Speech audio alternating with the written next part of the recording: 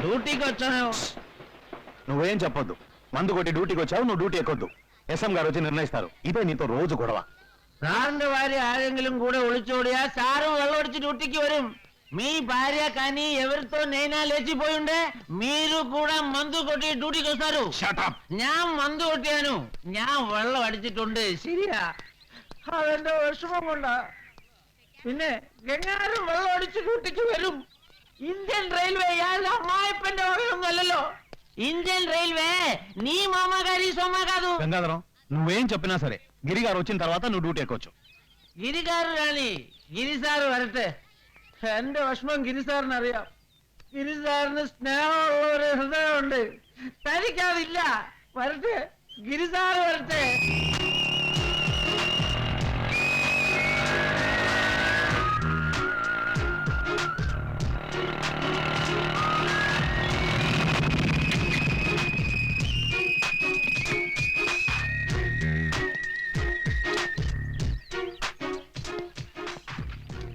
ബാല, ഇന്നലത്തെ പത്രം വന്നോ? വന്നു സാർ, ഞാൻ ഇപ്പൊ കൊണ്ടുവരാം. ഗിരിസാറേ, ഗിരിസാർ വന്നു. എന്താ ഗംഗാര ഇന്നും ഉണ്ടോ ബഹളം? గిరి గారు మందు కొట్టి వచ్చాడు. I told him not to go on duty. വേണമെങ്കിൽ സാറിനെ പിരിച്ചു വിട്ടോ. വെള്ളം അടിക്കാതെ പറ്റില്ല സാറേ. കാലത്ത് എണീക്കുമ്പോ ചങ്ക് നീറുക. 2 മാസം മുമ്പ് ഈ ഗംഗാരൻ എങ്ങനെയായിരുന്നു ഗിരിസാറിന് അറിഞ്ഞൂടെ?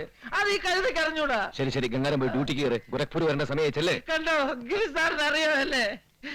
വേഗലിന്നൊരു മനസ്സുണ്ട് ഗിരിസാറിന്, അത് ഈ കഴുതയ്ക്കില്ല. కళద అంటున్నాడు. I know the meaning of కళద. Leave it sir. అత్తను బాధ అత్తనికి. సోమేజులు గారు మీరు వెళ్ళండి. నాయుడు ఒకటి. വെള്ളം അടിച്ചാ ഉള്ളിൽ ഒന്നും ഒളിച്ചു വെക്കാൻ പറ്റില്ല ഗംഗാരന്. സാറിനറിയോ, അവൾ എന്നെ ചതിച്ചു. കൊടും ചതി. ഇതൊക്കെ എനിക്ക് അറിയാവുന്നതല്ലേ ഗംഗാര? ചെന്ന് സീലിലൂടെ വണ്ടി വരാറായി. സാറ് പറഞ്ഞാ ഞാൻ പോവാം. സാറ് പറഞ്ഞാ ഞാൻ ഹലോ, ടോക്കൺ നമ്പർ చెప్పండి. 20421616. Okay, thank you. ഇയാൾക്ക് ഇത് തന്നെ എപ്പോഴും പണി. പറഞ്ഞു തന്നെ പിന്നെയും പിന്നെയും പറഞ്ഞുകൊണ്ടിരിക്കും. അതുകൊണ്ട് കേൾക്കണം നമുക്ക് തമാശയാ തോന്നണേ. ഒന്നോർത്ത് അയാളുടെ കാര്യം കഷ്ടാ, പാവം. ബാലൻ വീട്ടിലേക്ക് കത്തയച്ചോ? ഇല്ല സർ. നിനക്ക് പേടിയാൻ അഡ്രസ് ഞാൻ എഴുതാം. വേണ്ട സർ, എവിടെയെങ്കിലും പോയി ചത്തോളാൻ അച്ഛൻ പറഞ്ഞ്. ചത്തിട്ടുണ്ടാവുമെന്ന് വിചാരിച്ചോട്ടെ.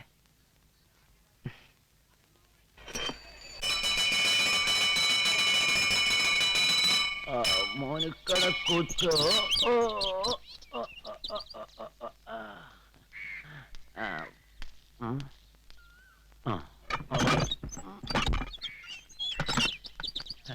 സാറേ, ഗിരി സാറേ, എന്റെ മനപ്രയാസം കൊണ്ടാ ഡ്യൂട്ടി ടൈമിലും ഞാൻ വെള്ളം അടിക്കുന്നത്. സാറിനറിയോ, കിഡ്നി കൊടുത്ത 25,000 രൂപ കിട്ടൂന്ന് അവളാ എന്നോട് പറഞ്ഞ്. തെലുങ്ക് സുന്ദരി, എന്റെ ഭാര്യ. പ്രേമിച്ച് കല്യാണം കഴിച്ചതാ അവളെ. 25,000 രൂപ കൊണ്ട് വീട് നന്നാക്കാം, ഫ്രിഡ്ജ് വാങ്ങാൻ, TV വാങ്ങാന്നൊക്കെ പറഞ്ഞു അവള്. ഒക്കെ വിശ്വസിച്ചു ഞാൻ. ഒടുക്കൻ കിഡ്നിയും കൊടുത്ത് ബോധമില്ലാതെ ആശുപത്രി കിടക്കുമ്പോ 25,000 രൂപയും വാങ്ങി അവൾ ആ തെലുങ്കൻ കാമുകന്റെ കൂടെ ഒളിച്ചോടി. എന്റെ കിഡ്നിയും പോയി, കാശും പോയി, ഭാര്യയും പോയി. പ്രതികാരം ചെയ്യും സാറേ. ഒരു ദിവസം ഞാൻ അവളോട് പ്രതികാരം ചെയ്യും. ഒരുപാട് ട്രെയിൻ പോണില്ലേ ഇതില്. നെഞ്ചും തിരിച്ച് ട്രാക്കിൽ ചെന്ന് കിടക്കും ഞാൻ. സാറും നോക്കിക്കോ, എനിക്ക് പേടിയൊന്നുമില്ല.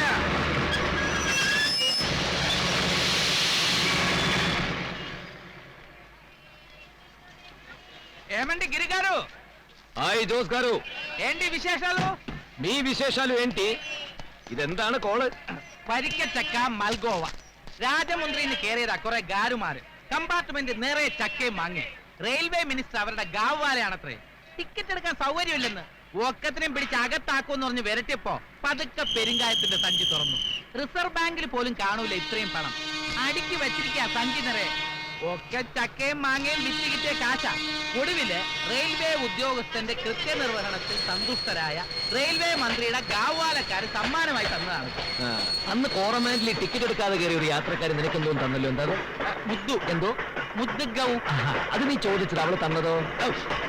അങ്ങനൊന്നുമില്ല. നീ ചക്കൊന്ന് പിടിച്ചേ, പറ്റിയെടുത്താലും മതി. മോനെ ബാല, ഒന്ന് ഇങ്ങോട്ട് വന്നേ. ഇതങ്ങോട്ട് കൊണ്ടുപോയി വെക്ക്. ആ ഷൺമുഖ റെഡ്ഡി വന്ന് എടുത്തോളൂ. വരുമ്പോ അന്നത്തെ 2 സഞ്ചി മുളകിന്റെയും ഇതിന്റെയും ചേർത്ത് ഒരു 200 രൂപ വാങ്ങിച്ചോ. എന്നിട്ട് ഇത് ഗോവിന്ദ റാവുവിന്റെ കടയിൽ കൊണ്ടുപോയി എന്റെ പറ്റില് വരവ് വയ്ക്ക്. ശരി. അന്യനാട്ടിൽ വന്നു കിടന്ന് കഷ്ടപ്പെടുമ്പോ ജീവിതഭാരം ലഘൂകരിക്കാൻ ഇന്ത്യൻ റെയിൽവേയുടെ വക ഛേദമില്ലാത്ത ചില കോംപ്ലിമെന്റുകളാണ് സ്വീകരിക്കാണ്ട് പറ്റുമോ? ഒരു കത്തിങ് എടുത്തോ ബാല. സ്റ്റേഷൻ മാസ്റ്റർ ആണോ വലുത്, ടി ടി ആണോ വലുത്? അതിനെക്കുറിച്ചൊന്നും റെയിൽവേ വ്യക്തമായിട്ട് നിർവഹിച്ചിട്ടില്ല. നിർവഹിച്ചിട്ടുണ്ട്. സ്റ്റേഷൻ മാസ്റ്റർ തന്നെ വലുത്. പിടിക്കണം പറ്റി കഴിവേറി കാര്യം.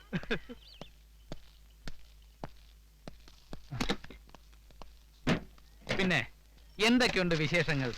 എന്തായി നിന്റെ ട്രാൻസ്ഫർ? മിസസ് നായരെ കൊണ്ട് വിളിച്ചു പറയിച്ചിട്ടുണ്ട് ഡിവിഷണൽ മാനേജർക്ക്. ഭാഗ്യമുണ്ട് 1-2 മാസത്തിനകം ശരിയാവും. എനിക്കൊരിടത്ത് അവിടെ നഷ്ടപ്പെടും. സാരമില്ല, ഞാൻ ഏതായാലും കുറച്ച് നാളുകൂടി ഇവിടെ തന്നെയാ. നാട്ടിലെ കളി എന്തുകൊണ്ട് സുഖ. സംഗതി ചക്കയും മാങ്ങയും മുളകും മഞ്ഞളും ഒക്കെ ആയിട്ടാണ് കിട്ടുന്നതെങ്കിലും ഇത്രയും സ്നേഹമുള്ള ആൾക്കാര് വേറെ ഒരു സ്ഥലത്തും കാണൂല. ചായ വേണോ? എനിക്കാണെന്ന് നായിഡുവിനോട് പ്രത്യേകം പറയണം. നിനക്ക്? ഞാനിപ്പോ കുടിച്ചതാ. പിന്നെ എന്തായി കല്യാണക്കാര്യം? അമ്മ കൊണ്ടുപിടിച്ച് നോക്കുന്നുണ്ട്. എന്തായാലും നാട്ടിനടുത്ത് എവിടേക്കെങ്കിലും ആയിരിക്കും ട്രാൻസ്ഫർ. ഇനി അത് കിട്ടിയിട്ടാവട്ടെ എന്ന് ഞാൻ എഴുതിയിട്ടുണ്ട് അമ്മയ്ക്ക്. ഇക്കൊല്ലം കൊണ്ട് ആനിയുടെ B.Ed കഴിയും. അവളെ കൊള്ളാവുന്ന ഒരുത്തിന് പിടിച്ചു കൊടുത്തിട്ട് വേണം എന്റെ കാര്യം. മുടിയിപ്പഴേ നിറച്ചു തുടങ്ങി. എനിക്ക് വേണ്ടി പിറന്ന ഒരു അന്നാമ്മയോ ശോശാമ്മയോ നാട്ടിൽ എവിടെയെങ്കിലും തഴച്ചു വളർന്ന് നിൽക്കണ്ടാവും. ഗംഗാധരനെ പോലെ ഞാനും ഏതെങ്കിലും തെലുങ്കത്തെയും വിളിച്ചോണ്ട് കയറി ചെല്ലുമെന്ന അമ്മച്ചിയുടെ പേടി. നല്ല മധുരം. ഓർക്കാൻ നല്ല രസമുണ്ടല്ലേ?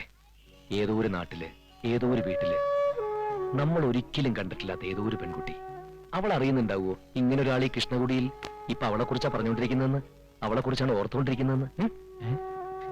പഴയ അസുഖം പിന്നെയും തുടങ്ങിയോ? ഒറ്റക്ക്. പിന്നെ നമ്മുടെ മലയാളി ക്ലബിന്റെ വാർഷികത്തിന് പാടാൻ ഞാനൊരു പാട്ട് ശരിപ്പെടുത്തി വെച്ചിട്ടുണ്ട്.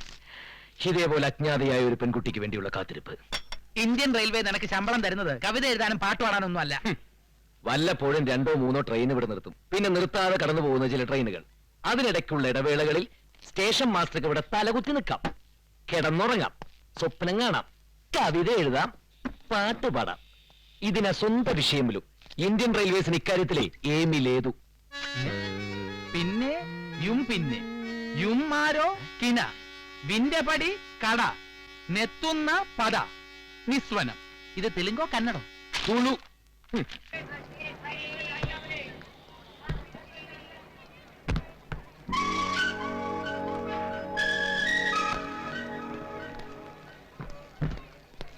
Good morning sir. हाँ, कैसा है मैंने सर? ठीक है साहब। छुट्टी से आ रहे हो? जी। कल क्या में मिलेगा? जी अच्छा।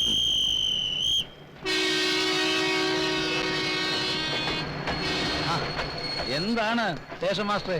പവിയേറ്റിന് ഉപയോഗിച്ച് ഈ ആഴ്ച വരുമെന്ന് റെഡ്ഡി സാർ കണ്ടപ്പോ പറഞ്ഞു. അച്ഛന്റെ കാര്യം പിറ്റേന്ന് പത്രം കണ്ടപ്പോൾ അറിഞ്ഞത്. ഒരു ടെലഗ്രാം അയച്ചിരുന്നു ഞാൻ. കിട്ടി. എന്തൊക്കെയുണ്ട് കുമ്മാട്ടി? പിന്നെ ഇത് മീനാക്ഷി. ഞാൻ പറയേണ്ട കാര്യമില്ലല്ലോ, ഉമയുടെ അനിയത്തി. ഹലോ. ഹലോ. നേരിട്ട് ആദ്യമായിട്ടാ കാണുന്നെങ്കിലും പവിയേറ്റിന് ഉമേശയും പറഞ്ഞ് നല്ലപോലെ അറിയാം. ഇത് ഗിരി. ഞാൻ വരുന്നതിന് മുമ്പ് തന്നോട് പറഞ്ഞിരുന്നില്ലേ ഇയാളെ പറ്റി? പിന്നെ കണ്ടാ വലിയ മാന്യനായിട്ടൊന്നും തോന്നില്ലെങ്കിലും ആൾ അത്രക്കാരനൊന്നുമല്ല. അല്പസ്വല്പം മാന്യതയൊക്കെ ഉണ്ടെന്ന് നമുക്ക് വിശ്വസിക്കാം.